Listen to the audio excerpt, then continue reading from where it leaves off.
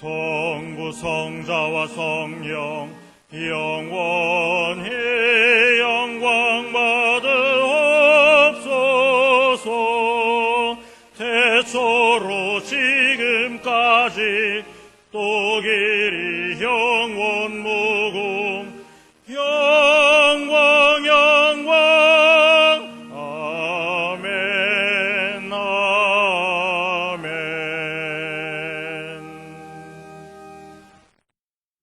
명절 끝날 곧 큰 날에 예수께서 서서 외쳐 가라사대 누구든지 목마르거든 내게로 와서 마시라. 나를 믿는 자는 성경의 이름과 같이 그 배에서 생수의 강이 흘러나리라.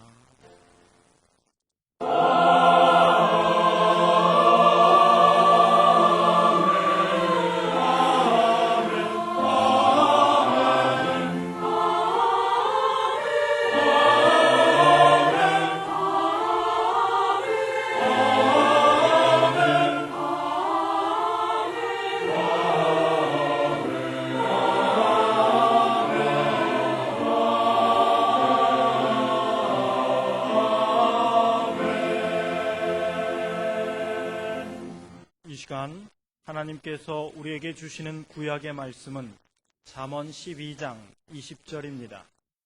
제가 가진 성경으로는 922쪽입니다.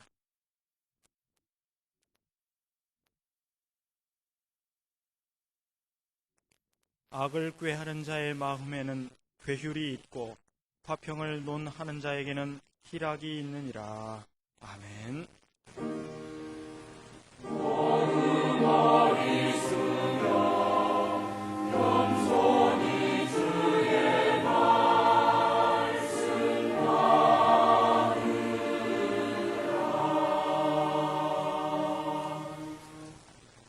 하나님께서 우리에게 주시는 신약의 말씀은 로마서 12장 14절에서부터 21절까지입니다. 제가 가진 성경으로는 257쪽입니다.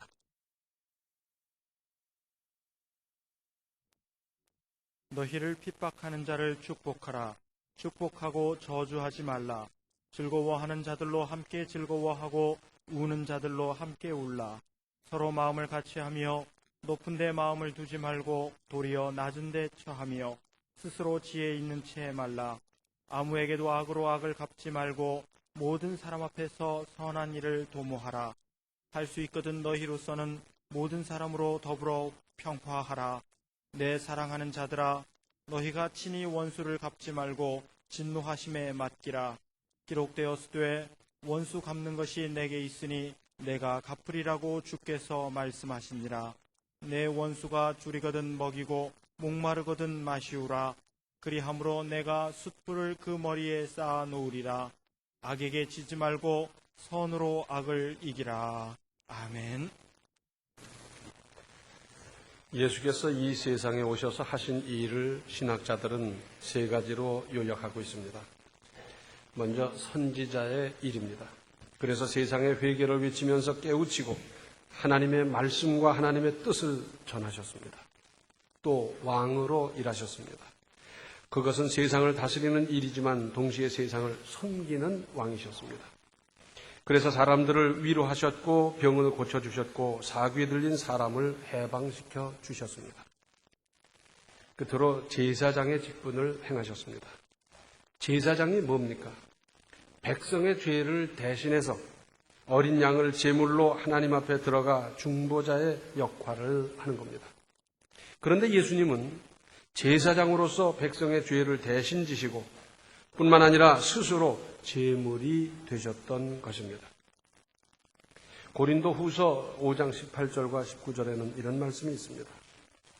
모든 것이 하나님께로 났나니 저가 그리스도로 말미암아 우리를 자기와 화목하게 하시고 또 우리에게 화목하게 하는 직책을 주셨으니 이는 하나님께서 그리스도 안에 계시사 세상을 자기와 화목하게 하시며 저희의 죄를 저희에게 돌리지 아니하시고 화목하게 하는 말씀을 우리에게 부탁하셨느니라.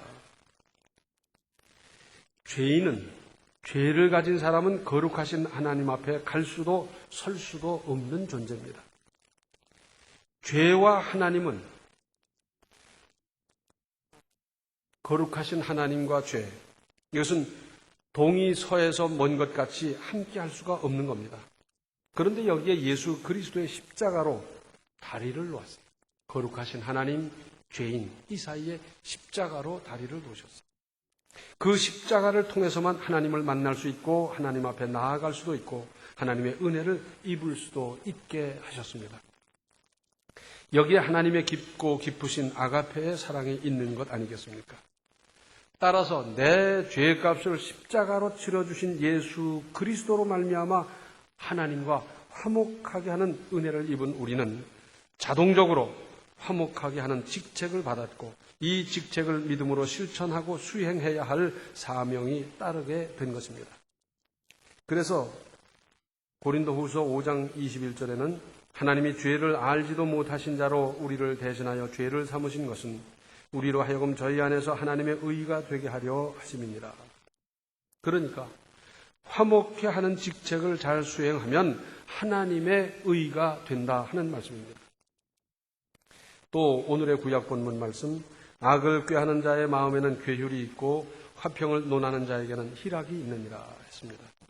여기서 화평을 논한다 그랬는데 그 원어적인 의미는 도모한다, 힘쓴다 그런 겁니다. 그러니까 화평을 도모하고 화평을 위해서 힘쓰는 사람에게는 기쁨이 있다 하는 말씀입니다. 시편 37편 37절 하반절과 38절 말씀을 개정판으로 보면 평화를 사랑하는 사람에게는 미래가 있으나 범죄자들은 함께 멸망할 것이니 악한 자들에게는 미래가 없을 것이다. 악한 사람들에게는 미래가 없다는 겁니다. 죄값은 반드시 치르게 되고 그것은 미래의 혹독한 고난이 되고 말 것입니다. 그래서 미래를 생각한다면, 미래를 기대한다면, 미래를 기약한다면 평화를 사랑하십시오. 우리 속담에 죄는 지은 대로 가고 공은 닦은 대로 간다 그러지 않습니까? 옛날 사람들도 하나님을 몰랐지만 그러나 사람이 살아가는 모든 과정을 그리고 오랜 동안 경험을 통해서 알아낸 법칙이 있어요. 그건 뭐냐? 죄는 반드시 벌을 받더라 하는 겁니다. 죄는 지은 대로 간다. 죄값으로 벌을 받는다. 그 말이고요. 공은 닦은 대로 간다 하는 것은 공을 쌓은 것만큼의 그 후 결과가 따르더라. 그 나중이 되더라 하는 말씀 아니겠어요? 특별히 오늘 신약 본문 말씀 중에서도 17절과 18절을 다시 보시면 아무에게도 악으로 악을 갚지 말고 모든 사람 앞에서 선한 일을 도모하라. 할 수 있거든 너희로서는 모든 사람으로 더불어 평화하라 했습니다. 아무에게도 악으로 악을 갚지 말고 모든 사람 앞에서 선한 일을 도모하라. 무슨 의미입니까? 나에게 못된 짓 하고 골탕 먹이고 얼마나 괴롭혔는지 그 사람에게 무슨 방법으로든지 보복을 하고 싶을 수 있지만 그 사람이 악하다고 나마저 그리스도인 된 나마저 악하게 할 수야 없지 않느냐 하는 것입니다. 그래서 속상하고 그래서 감정이 부글부글 끓고 그렇더라도 꾹꾹 눌러 참으면서 하나님의 자녀된 나는 그 사람을 선대하고 그렇게 해서 결국은 선으로 악을 이겨라 하는 겁니다. 이때 필요한 것이 주여 하는 것입니다. 우리는 주여를 좀 남발하고 있어요. 그래서 길을 가다 돌부리를 채서 넘어져도 주여, 그릇을 깨뜨려도 주여 그러는데 그렇게 남발할 필요는 없고요. 내가 지금 가진 감정 그리고 이 상한 마음, 상처 이것 가지고는 그 사람을 사랑할 수도 없고 화해할 수도 없어요. 그러나 하나님께서 말씀하셨기 때문에 내가 이렇게 행해야 되겠는데 내 감정 가지고는 안 되겠고 내 혈기 가지고 안 되겠고 지어먹은 마음으로 안 되겠고 그래서 주여 하는 겁니다. 주님, 내 힘으로 할 수 없습니다. 내 감정으로 할 수 없습니다. 그러므로 하나님께서 제 마음을 움직여 주시고 성령으로 감동시켜 주시고 그래서 사랑할 마음도 주시고 그때 기도가 필요한 것이고 주여가 필요한 것 아니겠습니까? 그러면서 18절에 할 수 있거든 너희로서는 모든 사람으로 더불어 평화하라 했습니다. 여기 할 수 있거든 그랬어요.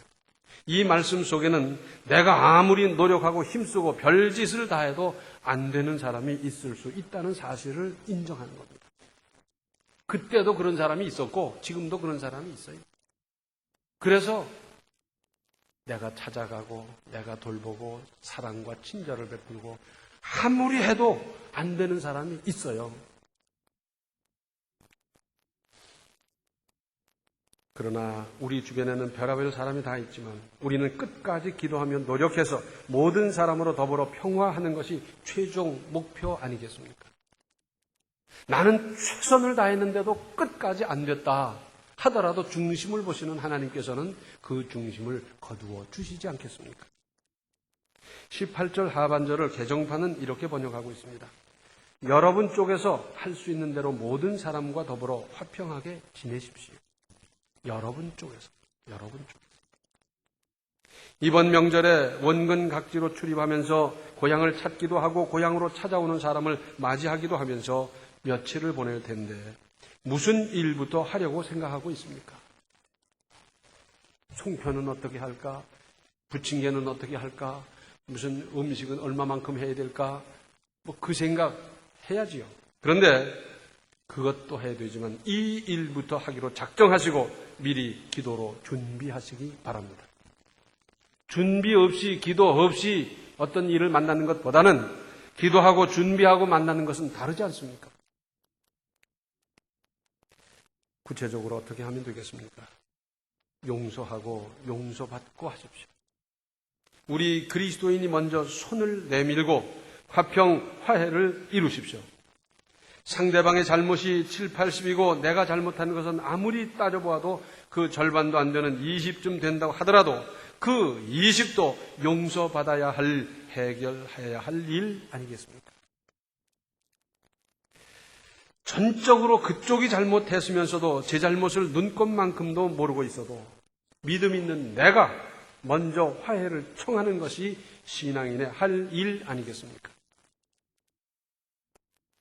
잘못이 큰 사람이 청하는 거다. 아닙니다. 그 사람들은 예수 그리스도의 화목 제물 되심을 모릅니다. 그래서 청할 줄도 몰라요. 그러므로 우리 그리스도인 믿음 있는 사람 예수 그리스도께서 나를 위하여 화목 제물이 되신 이 은혜를 입은 우리가 할 일입니다. 반가운 사람 만나서 더 반가운 만남을 기대할 수 있게 하십시다. 거북한 사람 만나서 막힌 담을 헐어서 다음에는 기대하며 반갑게 만날 수 있도록 내가 만드는 겁니다. 내가 만드는 겁니다. 믿음은 덕 아니겠습니까? 그런데 이러한 화해, 화평을 이루는 데는 그 화해와 화평이라는 가치가 워낙 크기 때문에 당연히 많은 대가가 따르기 마련입니다. 내가 좀 그 대가를 부담하십시다. 내가 좀 힘든 일을 자청하십시다. 수고와 희생, 양보, 우리가 하는 것 아니겠어요? 마태복음 5장 9절을 보면 화평케 하는 자는 복이 있나니 저희가 하나님의 아들이라 일컬음을 받을 것이요. 그렇습니다. 피스메이커, 화평을 이루는 사람, 얼마나 멋진 사람입니까? 내가 사과하고 내가 화해의 손길을 내밀어야 되는 경우도 있는가 하면 나와 직접 관계된 일은 아니어도 내가 들어가서 화평을 만들어 보십시다. 이런 말이 있습니다. 하나님이 사람의 머리를 둥글게 만든 것은 각진 생각, 날카로운 생각, 틀에 박힌 생각만 하지 말라는 겁니다.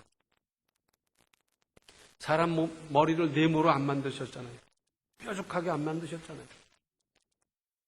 또 하나님이 지구를 둥글게 만든 것은 서로 담쌓지 말고 편가르지 말고 둥글둥글 어우러져 살라고 그렇게 하셨대요. 그렇죠? 지구가 각이 기고 뾰족하고 딱딱하고 안 그렇지 않습니까? 우리 속담에 싸움은 말리고 거래는 붙이라 그랬지. 여기서 말하는 거래란 상거래뿐만 아니라 어떤 일에 있어서 중재를 한다든지 중매를 한다든지 화해를 붙이라는 겁니다. 그 역할이 필요하고 그렇게 하라고. 그러니까 사람 사이에서 관계 회복을 시키라 그 말입니다. 어떤 경우에는 양쪽이 다 화해할 마음이 있는데 누군가 그 중재자가 있어서 요렇게 모양만 만들어주면, 자리만 만들어주면 쉽게 될 수 있는 일도 그러는 사람이 없다 보니까 멀뚱멀뚱 소 닭 보듯이 그러다가 시간 보내고 그러다가 해결 못하고 그러다가 한이 되고 그러는 수가 있지 않습니까? 중매도 그렇더라고요. 인간이 뜸이 들었는데 누군가 그 매조짐을 해줘야 되는 일이 있어요. 그래서 그걸 딱 해주면 성사가 되고 가정을 이루고 잘 살고 그러지 않습니까? 저도 그렇게 한번 해봤더니 양쪽에서 그렇게 고마워해요.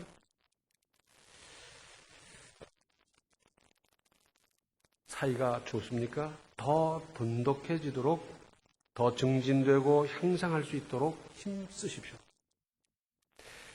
사람과 사람 사이의 관계가 막히면 얼마나 피곤한 인생입니까? 어떤 사람이 나타나면 술술 피해요, 딴 사람들.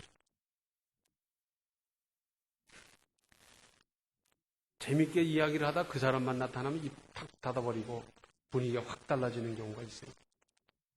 단절된 사이, 장벽으로 막힌 관계. 이웃 간에 이렇게 되면, 친척 간에 만나면 이런 관계가 된다면, 형제 간에 회사 안에서 이런 관계가 된다면, 인생이란 살아갈수록 매듭을 풀어가며 사는 겁니다. 혹 선대에서부터 이어오는 무슨 앙금이 있더라도 내 세대에 해결하고 또는 내 당대에 해결해서 다음 세대에 짐이 되지 않도록 할 일이고, 살아갈수록 장벽을, 무슨 악연을 자꾸 만들어가는 사람이 있습니다. 그러다가 나중에는 스스로 고립되고 스스로 소외당해서 친구도 다 떠나가 버립니다. 쓸쓸히 불쌍한 사람입니다. 내가 그런 사람이 될 수야 없지 않습니까? 갈수록 담장을 헐어 넓은 관계를 이루고 갈수록 해결하고 풀어가는 인생. 참 참혹한 장례식을 봤어요. 지독히도 가난한 집에서 아이들은 졸망졸망한데 엄마가 죽었어요. 그런데 치료비를 낼 수가 없어요. 할 수 없이 그러면 시신기증을 하겠다. 그랬더니 그것도 안 된대요. 왜? 죽기 전에 그건 다 하고 도장 찍는 거지 죽은 다음에 치료비 없어서 그렇게 하는 게 아니래요. 요즘은 어떤지 모르겠습니다만은 그때 당시 서울 국립의료원에서 그렇게 말하더라고요. 일가 친척 한 사람 와보는 사람 없고 병약한 남편 한 사람이 있어서 그저 교회에서 돕고 해서 장례를 치렀어요. 그 얼마 후에 그 엄마가 또 죽었어요. 급히 연락을 받고 쫓아갔더니 서울 전 난곡 그 환자촌 꼭대기에서 집으로 찾아갔더니 집에 아무도 없어요. 이게 어떻게 된 건가 나중에 알아봤더니 집 주인이 하는 말로 그래요. 이 사람이 막 숨을 헐떡거리고 막 숨 넘어가길래 자기가 들쳐업고 병원에 가다가 너무 힘들어서 여기 집 짓는데 거기다 잠깐 쉬고 있는데 눕혀놨더니 죽었더라. 내용인즉슨 자기 집에서 장례 치르게 하지 않게 하려고 시신을 들쳐업고 거기다 갖다 버린 거예요. 자, 애들은 요만하고 장례를 어떻게 치릅니까? 그전에는 그나마 이 사람이 살아있어서 그나마 어떻게 했는데 치를 수도 없어요. 사방 알만한 곳 연락했더니 한 사람도 꿈쩍을 안 해요. 도대체 어떻게 할 줄을 몰라서 제가 파출소 가서 좀 얘기를 했어요. 이거 좀 도와주십시오. 어떻게 하면 될지 모르겠습니다. 하면서 얘기를 했더니 파출소에서 막 알아보고 한참 하더니 전화를 걸고 연락을 해서 막 야단을 치는 거예요. 당장 안 오면 혼내겠다고. 막 그러니까 그때서야 득달같이 와요. 평소에 얼마나 일가친척 사이에서 인심을 잃었던지, 평소에 얼마나 많은 폐를 끼치고 살았던지 형제간에도 꿈쩍을 안 하는 거예요. 친척마저도 외면하는 딱한 형국이었어요. 어떻게 이런 인생을 살았는지 기가 막힌 일도 있더라고요. 믿음은 덕입니다. 그런 말이 있죠. 덕 불고하고 필률이니라. 덕은 외롭지 아니하고 이웃이 있다 하는 말입니다. 이웃이란 말은 함께 할 수 있는 친구라든지 동지라든지 슬픔과 가난과 기쁨을 함께 나눌 수 있는 사람이 있다든지 그런 걸 두고 하는 말이 아니겠어요? 덕은 외롭지 아니하고 반드시 이러한 이웃이 있다는 것 아니겠습니까? 이번에도 친척 여러 사람들이 모이다 보니까 무슨 문제가 돌발할 수 있습니다. 그럴 때 어떻게 하시겠습니까? 십자가로 화목 제물이 되신 예수님을 생각하면서 참으십시오. 나만 참으면 될 텐데 참으십시오. 나만 입 닫으면 된다 그러면 입을 닫으십시오. 나 하나만 손해보면 될 일이라고 하면 손해를 보십시오. 내가 양보하면 될 일이라면 양보하십시오. 우리는 후회 많이 하지요. 그 중에 대표적인 후회가 뭡니까? 내가 그때 조금만 참았더라면, 그랬더라면 그 후에 문제가 꼬이고 이렇게 불편해지고 이런 후유증 이런 게 따르지 않았을 텐데 그때를 내가 못 참았지. 후회해 보셨죠? 후회 안 해봤어요? 그런 후회도 할 줄 모르네. 우리는 그런 과거가 다 있습니다. 그렇다면 이번 일에도 내가 조금만 참아보자. 혹 내 직접적인 일이 아니고 다른 사람이 참아야 될 일이라면 내가 함께 한다. 참자. 이기자. 너만 참으면 다 이렇게 화평하게 될 텐데 참고 이 고비를 잘 넘겨보자. 그러면서 붙들어주고 위로하고 격려하고 기도해주고 그럴 수 있지 않습니까? 이런 건 누가 할 수 있습니까? 큰 사람이 할 수 있습니다. 작은 사람은 할 수 없어요. 우리가 이왕 하나님의 자녀라고 하는 특별한 신분 사람인데 우리가 작게 살겠습니까? 혹 몸집은 작고 키는 작다 하더라도 인생을 크게 살아야 되지 않겠습니까? 큰 믿음 가지고 크게 산다고 하면 양보할 수 있습니다. 참을 수 있습니다. 손해볼 수 있고요. 내가 꿀꺽 삼킬 수도 있습니다. 큰 사람이 돼서 내가 좀 감당하면서 이 일을 이루어 가십시오. 하나님은 얼마나 기뻐하시겠어요? 나는 참고 수고하고 모든 걸 뒤집어 쓰고 했는데도 안 됐다 하더라도 그렇게 수고한 것을 중심을 보시는 하나님께서는 기억하시고 알아주시지 않겠습니까?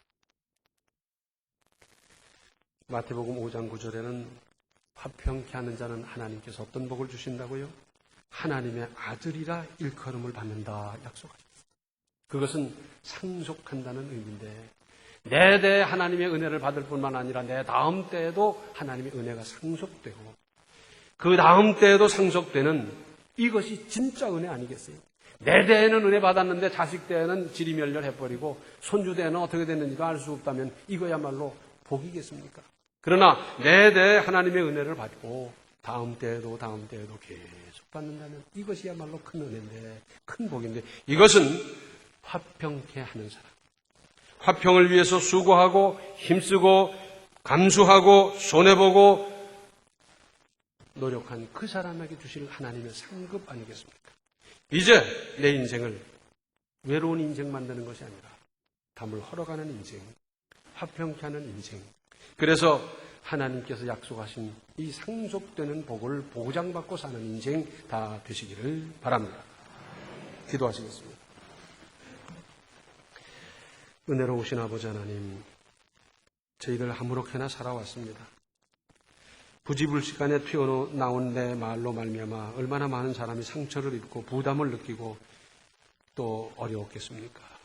이제부터는 저희들이 다른 사람을 상처 주는 것이 아니라 화평케 하고 화해를 이루고 단결해 갈 수 있는 우리의 모든 삶이 되게 하여 주시옵소서. 우리의 언행을 통해서 이루어가게 하여 주시옵시고 이제 저희들이 앞장서서 이 일을 이룸으로 말미암아 우리로 말미암아 우리의 직장이 우리의 친척 사이가 그리고 이웃과 주변과 모든 사람들과 더불어 평화하게 살아가는 우리의 삶이 되게 하여 주시옵소서. 저희 힘으로 될 수 없습니다. 하나님께서 힘 주시고 능력 주시고 믿음 주시고 성령 충만케 하셔서 이 일을 능히 이루는 우리 모든 성도들이 되게 하여 주시옵소서. 예수님의 이름 받들어 간절히 기도하옵나이다. 아멘. 화해와 평화를 이루고 돈독히 하는 명절을 만드십시오. 지금은 생명의 주 예수 그리스도의 은혜와 하나님 우리 아버지의 극진하신 사랑과 성령의 감화, 감동, 충만, 교통하심이 화평케 하는 자로서 그런 사명을 그런 믿음으로 살고자 작정하는 모든 성도들 머리 위에 이제로부터 영원토록 함께 계시기를 간절히 축원하옵나이다. 아멘.